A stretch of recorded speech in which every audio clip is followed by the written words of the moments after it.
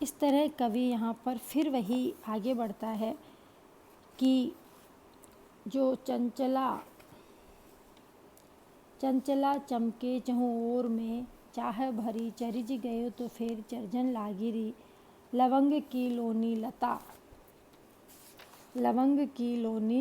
लता, लरज गई तो फेरी लर्जन लागिरी।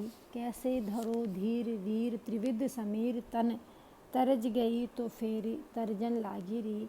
घुमड़ी घमंड घटा घनकी घनेरी, अबे गरज गई तो फेर गर्जन लागिरी।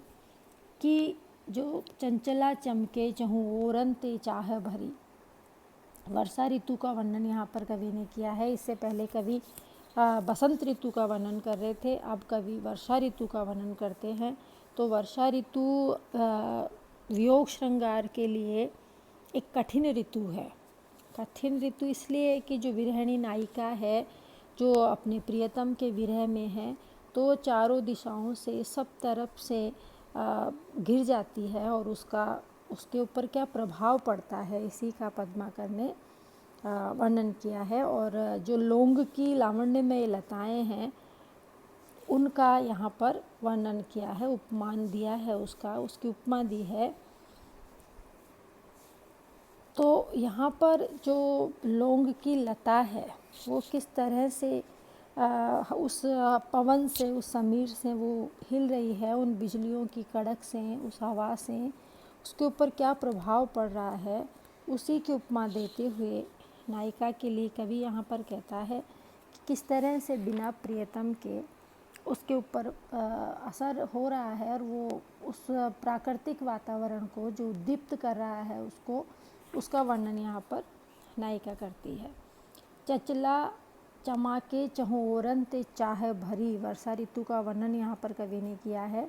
तो विरहिणी नायिका कहती है कि चारों दिशाओं से जो चंचला, जो बिजली है, वो चमक रही है और वो बेरोक टोक चमक रही है।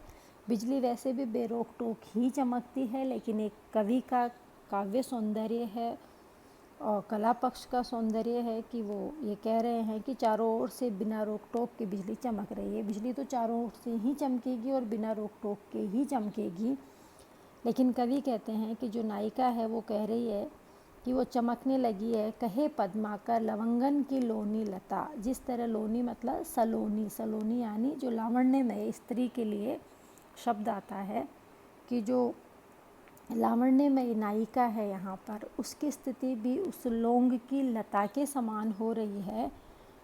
जिस तरह हवा से वो पवन, कहना चाहिए यहाँ पे कि पवन से वो लावण्यमय लताएं जो पहले भी हिलती थी, वो अब फिर कंपायमान हो रही है, फिर लरजने लगी है। लरज गई तो फिर लर्जन लागी रे।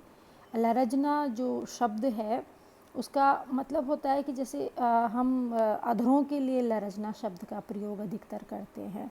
लरजना मतलब कप कपाना, और वो एक ऐसी स्थिति होती है कि जिसमें वो ना तो कुछ बोल पाता है और ना अपने वो भावों को व्यक्त कर पाता है। तो वैसी ही स्थिति उस लता की है, वो अपनी लरज रही है उस पवन से, उस बरसात से, और वो अपनी स्थिति कह नहीं पा रही है। इसी तरह वो जो विरहिणी नायिका है वो कहती है कि हे प्रियतम, कैसे धरो धीर वीर त्रिभदी समीर तन, कि मैं कैसे धैर्य धारण करूं, किस तरह मैं इस वियोग का जो समय है उसको गुजारूं। त्रिवेदी समीर तन, तीनों दिशाओं से ये जो समीर है, वो हवा है, वो मुझे उद्दीप्त कर रही है या मुझे पीड़ा दे रही है। जिस तरह शीतल मंद सुगंधित हवा मेरे शरीर को विचलित करती है, उसने मेरे शरीर को रोमांचित कर दिया है।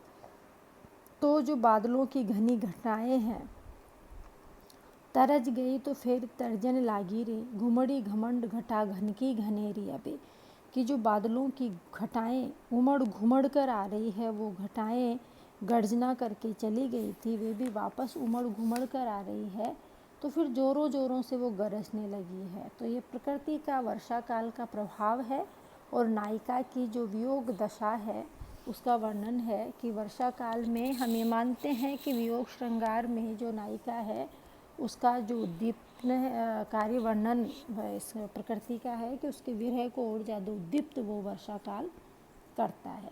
अनुप्रास यमक अलंकार है। और नायिका वियोगिनी जो नायिका है उसका वर्णन इसमें किया गया है कि किस तरह से वो अपने प्रियतम से दूर है, और जो वर्षा ऋतु है वो उसको और भी ज़्यादा उद्दीप्त कर रही है, उसके लिए असहनीय है। तो प्रियतम नहीं है तो वर्षा ऋतु उसको और भी ज़्यादा तंग कर रही है। इस तरह से यहाँ पर नायिका के वियोग श्रृंगार का वर्णन किया गया है। श्रृंगार के दो पक्ष होते हैं, संयोग और वियोग। यहाँ पर वियोग श्रृंगार का वर्णन पद्माकर ने किया है। चौथा पद आप पढ़िए। आई हो खेलन फाग इहाँ वृष भानुपुरी ते सखी संग लेने, तो पद्माकर गावती गीत रिझावती हाव बनाए नवीने। कंचन की पिचकी कर में लिए केसर के रंग सो अंग भीने, छोटी सी छाती छुटी अलकें तिबेस की छोटी बड़ी परवीने। यहाँ पर फाग का वर्णन है, होली। पहले हमने बसंत का वर्णन पढ़ा, फिर हमने वर्षा ऋतु का वर्णन पढ़ा, और आगे फाग का वर्णन है कि किस तरह फाग होली का जो त्यौहार उत्सव होता है तो वो रास रंग श्रृंगार विलास का त्यौहार होता है, सौंदर्य का त्यौहार होता है। तो किस तरह से राधा फाग वृषभानुपुरी ते सखी संग लेने, वृषभानु कुमारी राधा को कहा जाता है, और वृषभानुपुरी से आई है वो राधा। तो मैं यहाँ गोकुल में अपने पिता वृषभानु की नगरी से अपनी सहेलियों को साथ लेकर वृषभानुपुरी ते सखी संग लेने, कि मैं अपनी सखियों को साथ लेकर यहाँ गोकुल में आई हो खेलन फाग यहाँ, मैं यहाँ पर होली खेलने के लिए आई हूँ। तो पद्माकर कवि कहते हैं कि राधा और उसकी सखियाँ फाग खेलने के लिए वहाँ पर आती है। तो पद्माकर गावती गीत, वो गीत गाती हुई आती है, अनेक प्रकार की रिझावती हाव बनाए नवीने, वो अनेक नवीन भाव बनाती है, हाव भाव बनाती है, जिससे कि वो कृष्ण को रिझा सके, श्रृंगारिक चेष्टाएं करती है, अपनी ओर कृष्ण को आकर्षित करती है। कंचन की पिचकी कर में लिए, उनके हाथों में सोने की पिचकारी है, और केसर के रंग सो अंग भीने, और केसर के रंग से उनके अंग भीगे हुए हैं, उनका कांतिमय जो शरीर है वो सुगंधित से व्याप्त है। पहले के समय में जो रंग बनाए जाते थे वो केसर, टेसु के फूल और अधिकतर फूलों से ही रंग बनाए जाते थे। तो कवि ने भी पहले का ही वर्णन यहाँ पर किया है, तो वो जो रंग है वो भी केसर से बना हुआ रंग है।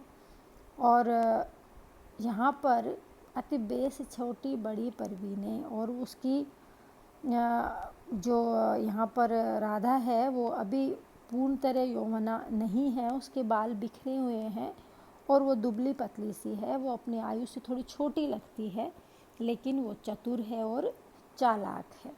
तो राधा का रूप सौंदर्य का वर्णन यहाँ पर किया है, फाग खेलने का वर्णन यहाँ है। फाग की ऋतु श्रृंगार की ऋतु है, सौंदर्य की ऋतु है, रंगों की ऋतु है, उस सब का वर्णन कवि पद्माकर ने यहाँ पर किया है। बाकी हम पढ़ेंगे कल।